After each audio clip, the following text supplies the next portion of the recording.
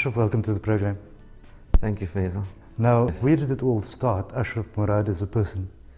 Well, there was no Ashraf Moorad empowerment specialist 20 years ago. What there was a very insecure human being.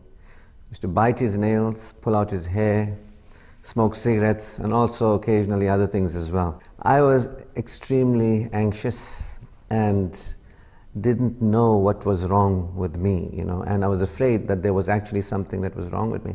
I was afraid to speak to people about it because, they send you off to some place and be labeled, etc., etc. So I suffered for a long time as a person developing as a teenager into a young adult with inner pain. That's how I can describe it. Feeling that something is not right within me, not understanding it, being afraid that if I did share it with somebody, they would label me, stigmatize me. So I tried to keep on appearances that I was fine, but I wasn't fine. And then I began to, after getting to university, I actually started studying optometry for 2 years. And then I discovered psychology as one of the courses that you could do. And when I discovered psychology, I recognized that you could actually study something that you understand, and that was something about me. So I took my credits from my optometry degree and I completed a Bachelor of Science degree. I'm one of the very few people that have a Bachelor of Science degree with majors in science subjects like physiology and psychology. And then I did an honors degree. So at university, a path opened up for me to begin to understand myself. And what has come through now is who I am now, more secure than I've ever been, becoming even more secure. So from being extremely insecure, extremely threatened, extremely fearful, to an individual who's now somewhat, at least moderately secure, and on a path to greater levels of security. So I understand what it means when I say a quality of being. But was there something that was in your life at the time that was causing that, or was it just the general circumstances, or do you believe that it's perhaps a circumstance that most people find themselves in as a natural disposition? Okay. Well, I lived in the fear that I wasn't perfect and I needed to be perfect. And if you're not perfect, you will go to hell. Do you understand? So for me, that was my insecurity. I lived in not knowing that I, as a human being, am allowed to be the way I am, and that while I am as I am, I'm acceptable. Not only am I acceptable, but I'm valuable and appreciated. So I understood that my work and my worth, my performance and my personhood was exactly the same thing. And I, as a human being, was afraid of failure. So there was a lot of pressure on me, not just at school, created by myself and my own need to be perfect, and not just at academics or schooling, but even especially at the spiritual level, because I was led to believe that you've got to be a perfect Muslim, and you've got to do everything right. And I felt within me the inadequacy that I wasn't able to do those things. So I feared that hell was for me. And at one stage, I said, if I'm going to hell, I'll go in style. So I decided to go through what is termed the mill.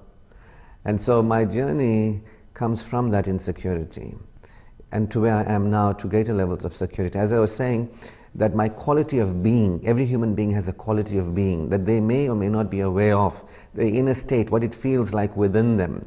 And mine was dreadful.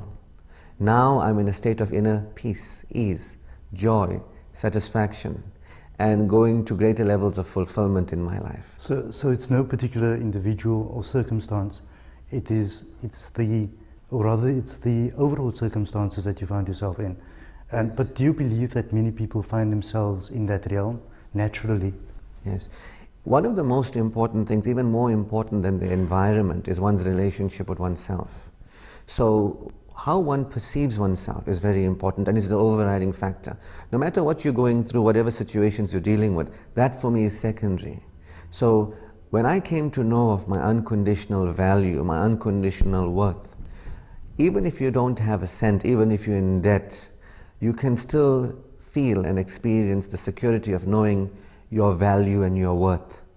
So for me, psycho-spiritual empowerment, which is what I'm teaching people, involves first knowing that you and every other human being, and living that you and every other human being, no matter what you do or don't do, what you've done or didn't do, what you have or don't have, means nothing in the grand scheme of things. So the security is primarily a spiritual one. And when I say spiritual, I'm not speaking of it in a religious manner.